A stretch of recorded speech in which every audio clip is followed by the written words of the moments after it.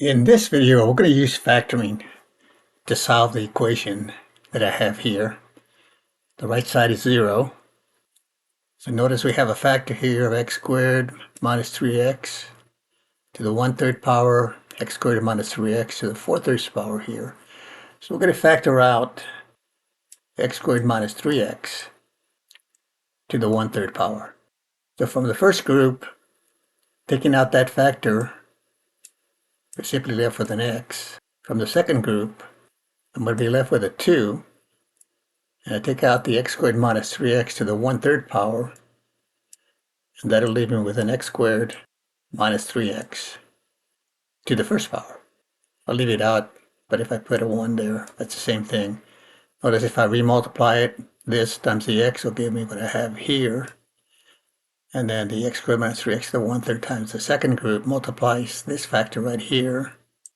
At the exponents, 1 and 1/3 plus 1/3 will give me 4/3. So that checks out. And then I've got equals to 0. So I have a product of two factors equal to 0. So to simplify further here, be x and then multiply through by 2 here, I'll get a 2x squared minus 6x. So I get here then 2x squared minus 6x, and I got an x right here, so this x and the minus 6x will give me a minus 5x. So let me just rewrite this then. In here then I have 2x squared minus 5x. So I got two factors in. Got x squared minus 3x multiplied here by 2x squared minus 5x. Then I have a 1/3 power here. That's what I factored out. So I simply set each factor equal to 0. Since the right side is 0, we'll have a product here. I'll simply say then that x squared minus 3x to the 1/3 power. This can equal to 0. And 2x squared minus 5x can equal to 0. So for the first one here, I just cube both sides here, and that'll give me x squared minus 3x. So the cubing this side gets rid of the 1/3 power, and of course cubing the 0 still gives me a 0.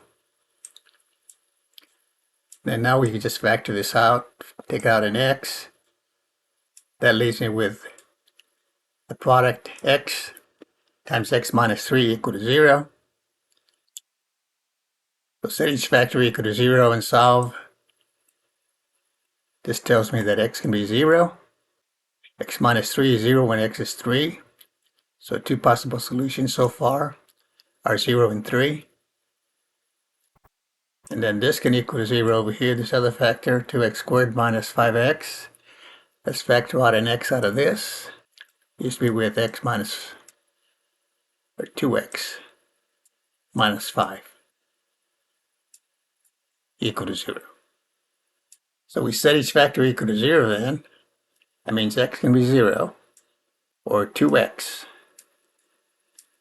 minus 5 can be 0. Add 5 to both sides, we get 2x equal to 5. Divide by 2 here, we get x equal to 5/2. So from this equation here, the second equation here, we get possible solution of 0, but we already have it over here. We got the 3, so the only thing we have to add to the final solution then is 5/2, or 5/2.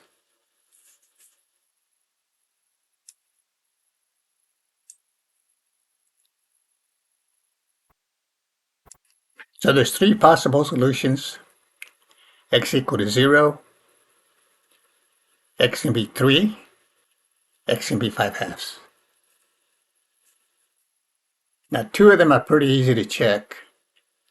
We plug in 0 into wherever we have an x, and we have to get 0 on the right side. We'll notice here 0 there, 0 there, 0 there. Doesn't matter what the power is, that's all 0. 0 here, 0 here for the x squared minus 3x on the other side, that's 0. So that gives me 0. To check for the 3,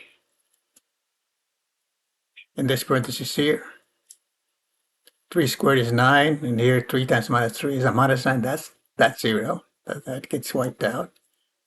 And of course, the same thing on this right here. Put 3 where the x is. That's going to give you 0. That's going to check. Now the 5/2 is a little bit more involved, but I'll let you do that. Plug it into the equation where you have an x, and you still should get 0 on the right side. So again, 3 solutions that will work. X equals 0, x equals 3, x equals 5/2. Thanks for watching. We'll see you next time.